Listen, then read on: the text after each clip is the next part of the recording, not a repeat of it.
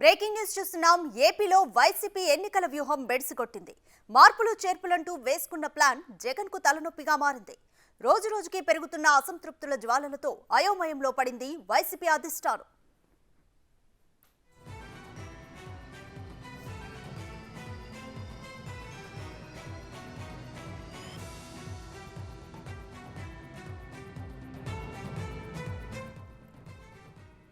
ఏపీలో త్వరలో ఎన్నికలు జరగనున్న నేపథ్యంలో క్లీన్ స్వీప్ దిశగా 175 సీట్ల టార్గెట్ గా జగన్ ఎన్నికల వ్యూహాలు రచిస్తున్నారు.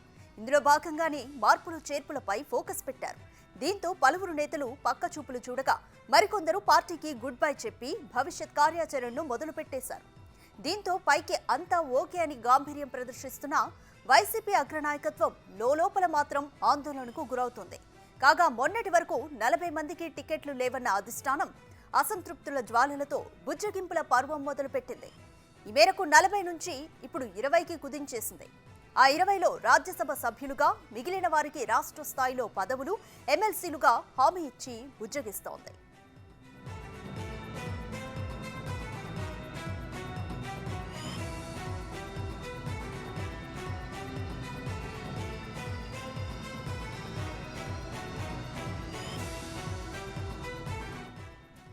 జగన్ మార్పులు చేర్పులతో తమ సీటుకు ఎసరు పడుతుందన్న నేతలంతా టీడీపీ, జనసేన వైపు చూస్తున్నారు.